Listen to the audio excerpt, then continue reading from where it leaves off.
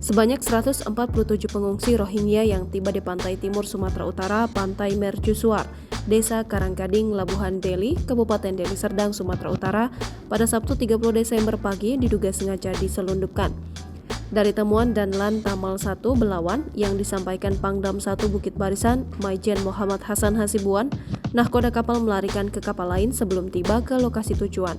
Sehingga seratusan warga Rohingya dibiarkan terombang-ambing di lautan sampai akhirnya tiba ke lokasi tujuan.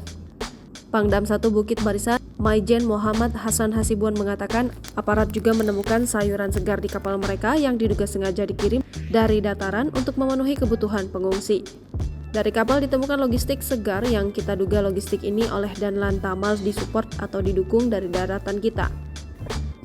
Kemudian nahkoda kapal ini sebelum mendarat meninggalkan kapal, pindah kapal yang lain, kata Pangdam 1 Bukit Barisan Maijen Muhammad Hasan Hasibuan saat memaparkan kepada Panglima TNI di lapangan Benteng Medan, Sabtu 31 Desember 2023. Lanjut Maijen Hasan, kecurigaan lain ialah kartu United Nations High Commissioner for Refugees atau UNHCR yang dimiliki pengungsi, di mana dari hasil pemeriksaan seluruh tanggal lahir mereka sama.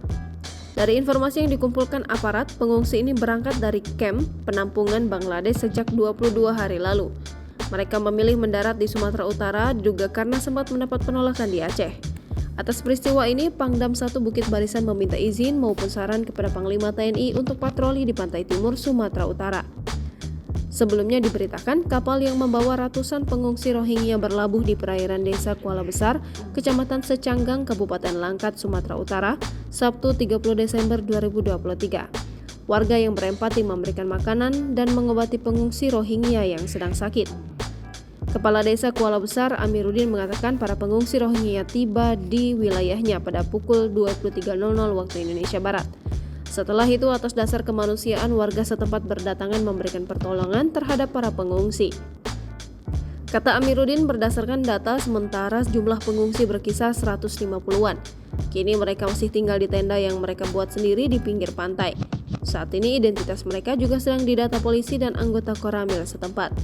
Namun begitu, Amiruddin secara tegas menyebutkan bahwa pihak desa Kuala Besar menolak apabila pengungsi Rohingya bertempat tinggal di desa tersebut. Download Tribun X sekarang, menghadirkan lokal menjadi Indonesia.